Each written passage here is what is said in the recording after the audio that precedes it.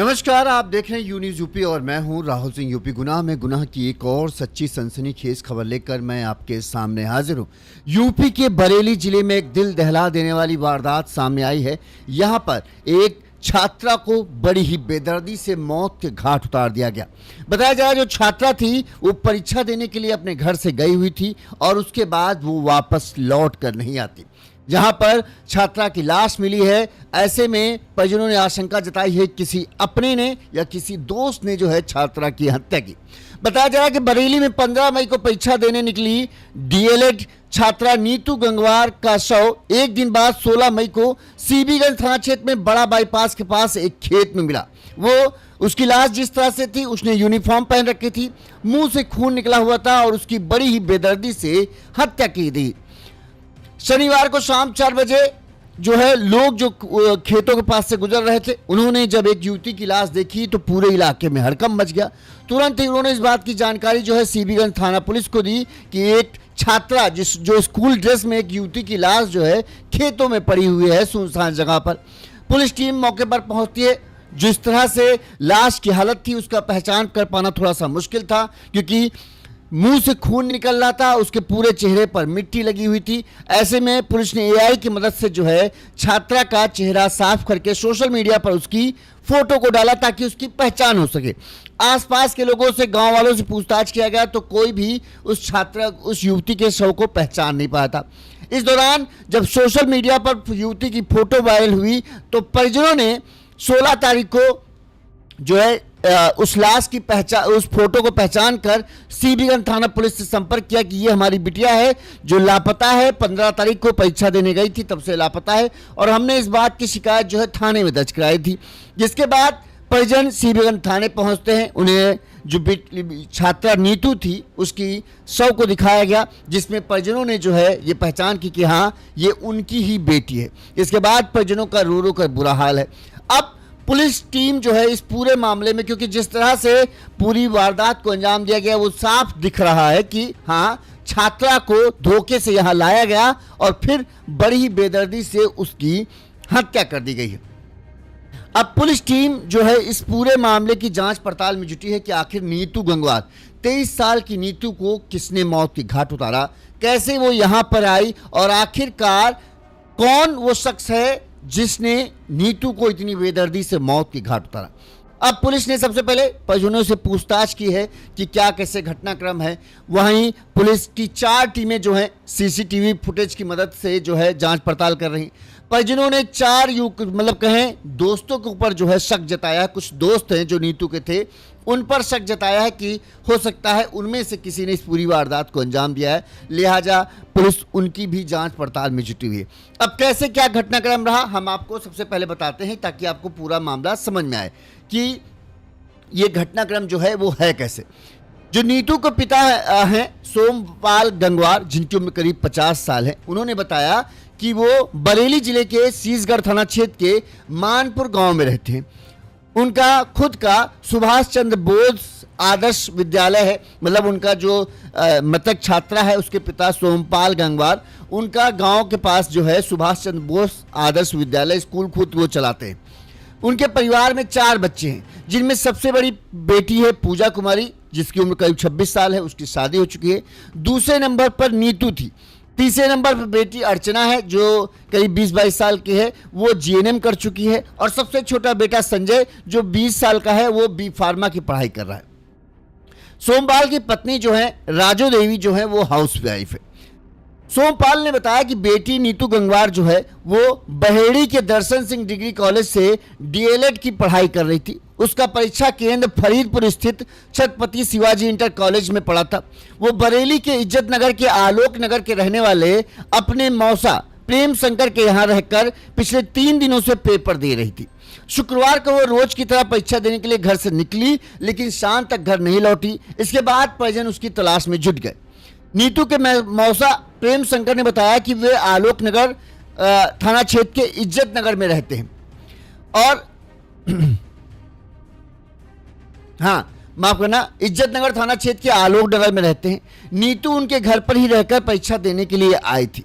शुक्रवार सुबह जो प्रेम शंकर मौसा है उन्होंने बताया कि शुक्रवार सुबह वो बाइक से बारादारी थाना क्षेत्र के सैटेलाइट बस स्टैंड के पास जो है नीतू को छोड़कर आ गए थे, क्योंकि जो 3 दिन से परीक्षा चल रही थी इसी तरह से होते थे, वो बस स्टैंड के पास छोड़ देते थे।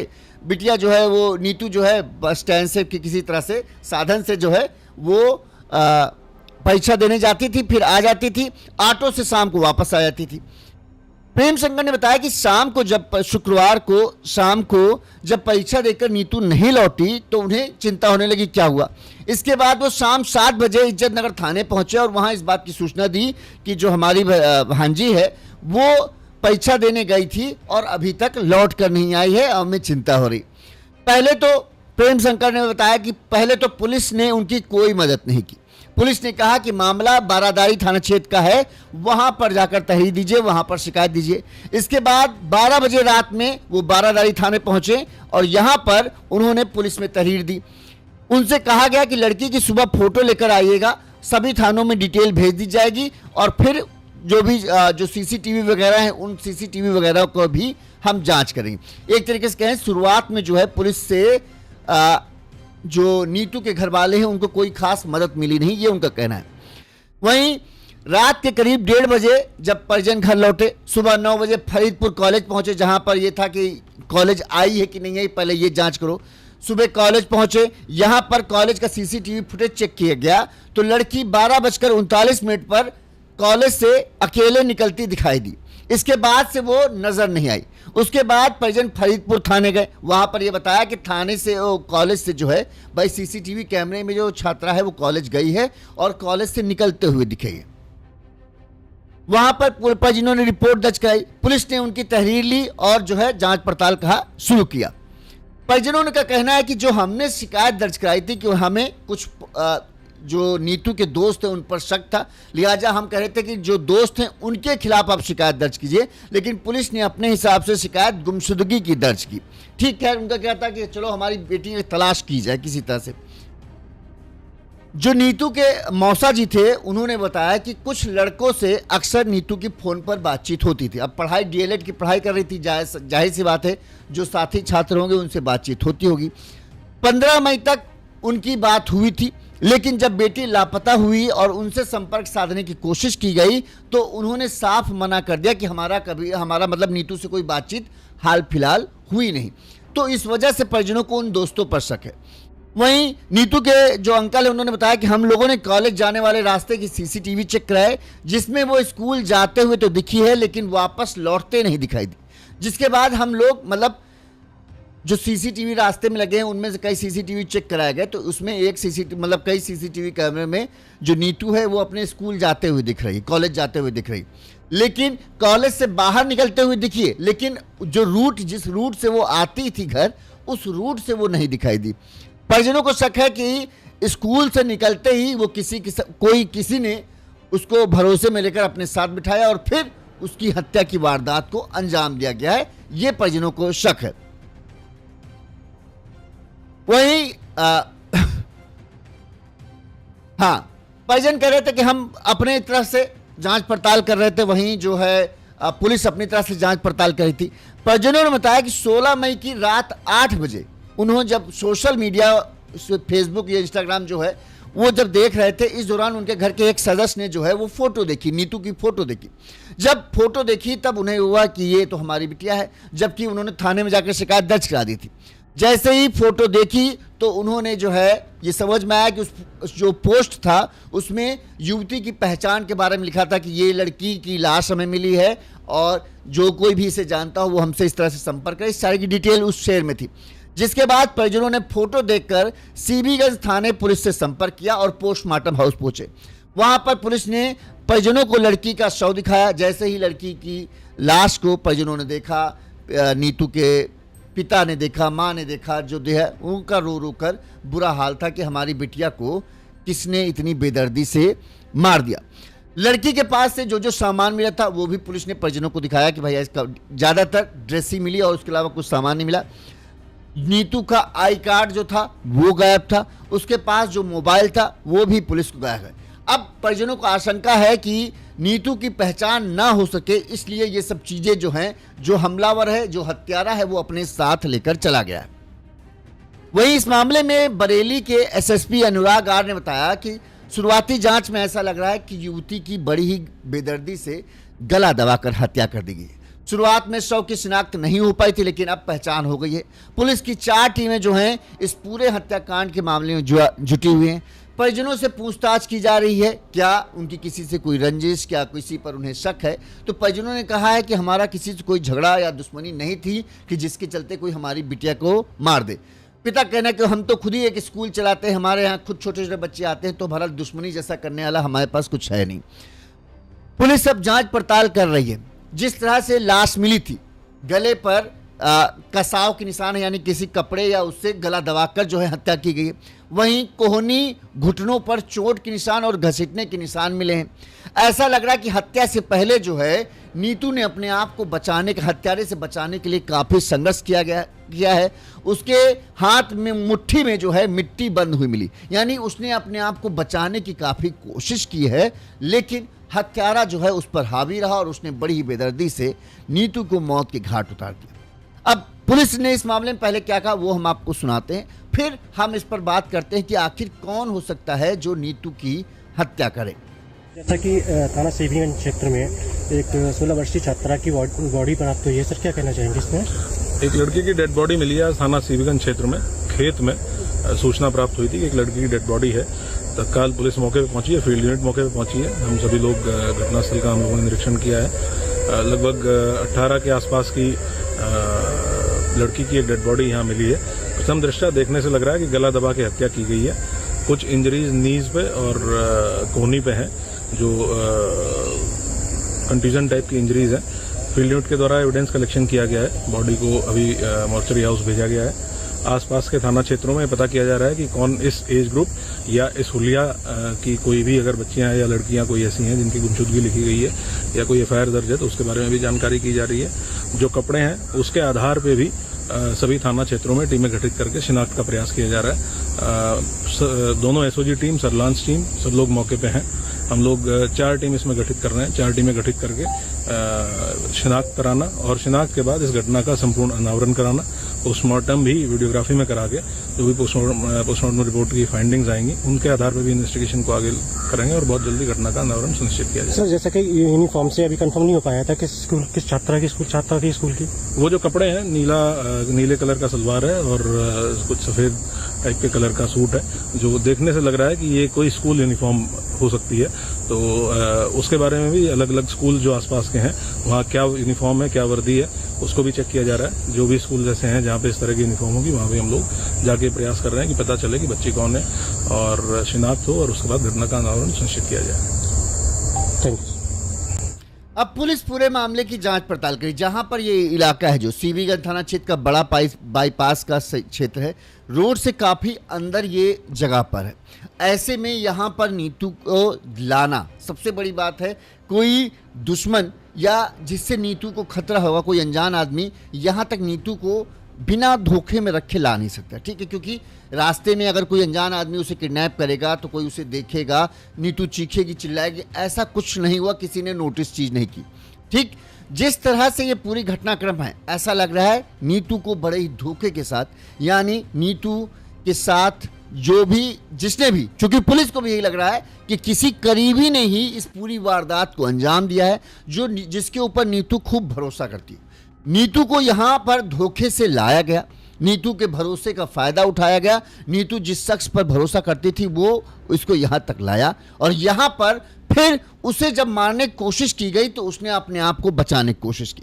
ऐसा लगता है कि बातचीत के दौरान उसके गले में कुछ फंदा वंदा डाला गया होगा। इस दौरान नीतू ने अपने आप को छुड़ाने की कोशिश की तो उसके घुटने और उसमें जो है घसीटने के निशान हैं, ठीक है। हाथ में मिट्टी है, घास जो है वहाँ से कई जगहों पर जो है नोची हुई सी पाई गई है। तो ऐसा लग रहा है कि नीतू ने अपने आप को बचाने के लिए खूब जो है हत्यारे से बचाव के संघर्ष की कोशिश की, लेकिन चूंकि हत्यारा बलिष्ठ था, ज़्यादा ताकतवर था, इसलिए नीतू उसके चंगुल से बच नहीं पाई और उसने इस हत्या की वारदात को अंजाम दिया। आप देखोगे एकदम क्षेत्र जो है ये गांव देहात का क्षेत्र है। अच्छा, इस समय गर्मी का माहौल है तो गर्मी में दोपहर के समय में ज़्यादातर लोग खेत में जाते भी नहीं, क्योंकि 12 साढ़े 12 बजे के आसपास जो है परीक्षा देने के बाद जो है इनकी परीक्षा खत्म होने के बाद कॉलेज से निकली है, तो 1-2 बजे के आसपास जो है दोपहर के वक्त में यहाँ पर नीतू को लाया गया होगा और फिर यहाँ पर नीतू की हत्या की गई।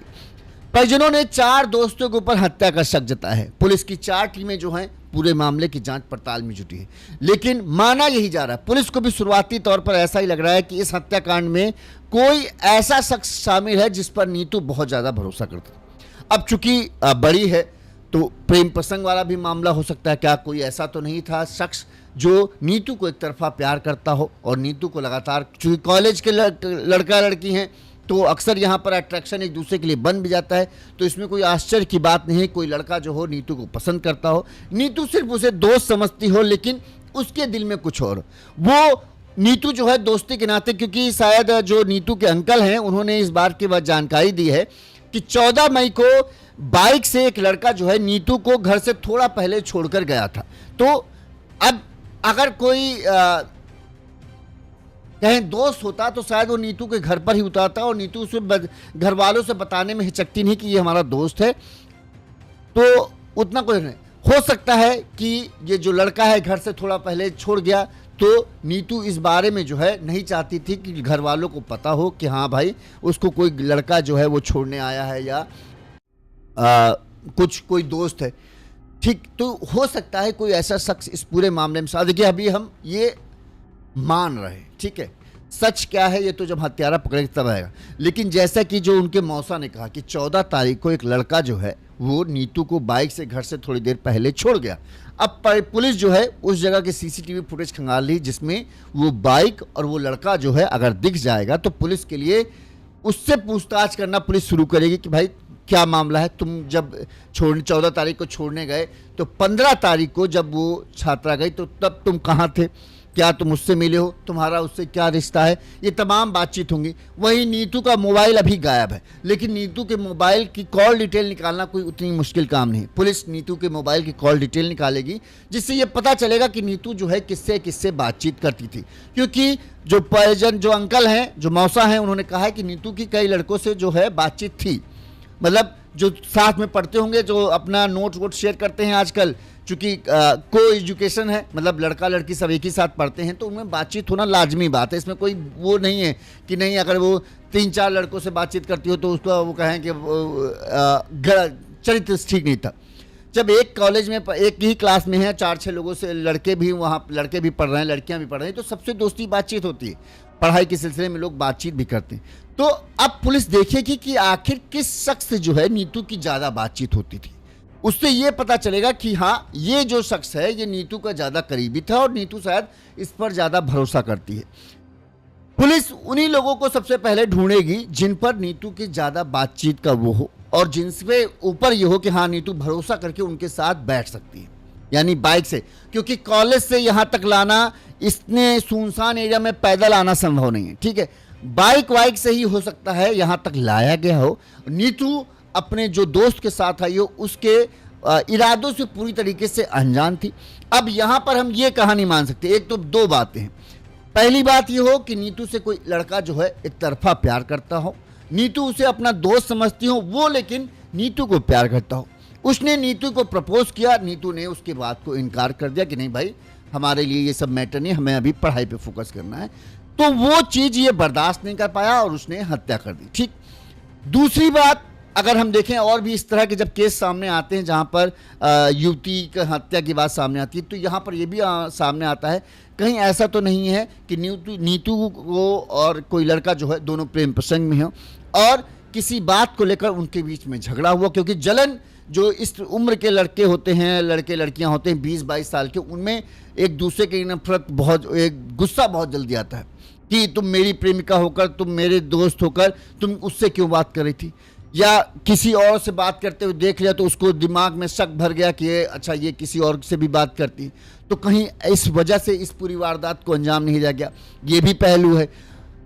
सबसे ज़्यादा पुलिस को यही है कि हो ना हो कोई करीबी ही इस पूरी वारदात में शामिल है, क्योंकि जिस तरह से कॉलेज से यहाँ तक लाना किसी अनजान शख्स की बस की बात नहीं।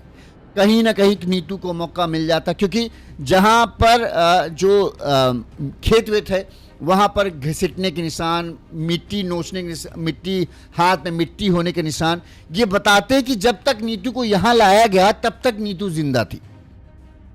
नीतू की हत्या यहीं पर की गई। ऐसा नहीं कहीं मार कर जो है उसकी लाश को यहाँ फेंका गया। ऐसा लग रहा है कि यहीं पर उसे लाया गया और फिर यहाँ पर उसकी गला कस कर, अब रुपट्टे से गला कसा गया, रस्सी से गला कसा गया या फिर हाथों से दबाया गया, अभी पोस्टमार्टम रिपोर्ट आएगा तब साफ हो पाएगा। लेकिन लग रहा है कि हत्या जो है यहीं पे की गई। अब जिंदा हालत में नीतू को कोई यहाँ तक लाएगा, अगर कोई अनजान आदमी शख्स होगा तो कहीं ना कहीं नीतू उससे चीखती चिल्लाती ताकि लोगों की नजर में आता। लेकिन नीतू बड़े ही भरोसे के साथ उसके साथ यहाँ तक आती है और फिर यहाँ पर जो नीतू के साथ होता है उसको अंदाजा नहीं था, यानी नीतू के भरोसे की हत्या की गई। अब ऐसे में जाहिर सी बात है वो शख्स कहीं ना कहीं नीतू के कॉल डिटेल में होगा जिस पर नीतू इतना भरोसा करती हो कि उसके साथ इतनी सुनसान जगह पर चली आए। कोई भी लड़की 20-22 साल की है, वो समझदार होती है, उसको इतना पता है कि यहाँ ये खेत में क्यों खेत तरफ क्यों जा रहे हैं, सुनसान जगह है, यहाँ पर कोई देखने वाला सुनने वाला नहीं। तो फिर ये मामला ना तभी हो सकता है किसी आदमी पर कोई भरोसा करे कि यार हमें इधर थोड़ा काम है, चलो चलते हैं, अभी हम तुमको चल देंगे। तो वो हो सकता है कि हाँ वो उसके भरोसे पर कि हाँ ये हमारा अच्छा दोस्त है और ये हमारे साथ कुछ कभी गलत नहीं कर सकता, नहीं होने देगा, उस भरोसे पर ही कोई छात्रा जो है वो उसके साथ जा सकती, वरना ऐसे तो नहीं जा सकती। तो हो ना हो कोई करीबी इस मामले में शामिल है। पुलिस टीम जांच में जुटी है। एसपी का दावा है कि जल्द ही पूरे मामले का खुलासा कर दिया जाएगा। वहीं परिजन भी मांग कर रहे हैं कि जो भी इस पूरे मामले में हत्या में शामिल हो उसको सख्त से सख्त सजा दी जाए। हमारे घर की जिस तरह से एक होनहार बिटिया को मौत के घाट उतारा गया है, उसी तरह से उस शख्स को भी इनकाउंटर में मारा जाए। परिजनों की डिमांड तो ये, पुलिस की 4 टीमें जो हैं सर्विलांस, सीसीटीवी, फोन की सीडीआर निकालने में जुटी हुई हैं और पुलिस का दावा है कि जल्द ही इस पूरे मामले का खुलासा कर दिया गया। और इस तरह के हत्या केस में ये देखा भी गया है खुलासा करने में समय नहीं लगता।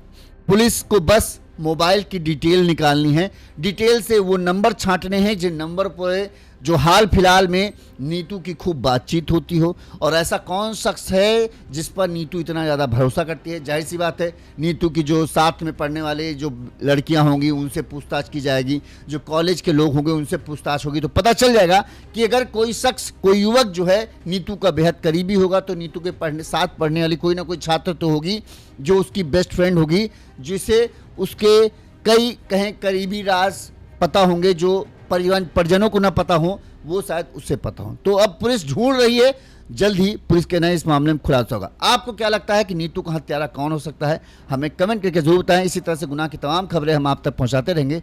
देखते रहिए यूनिज़ यूपी। नमस्कार।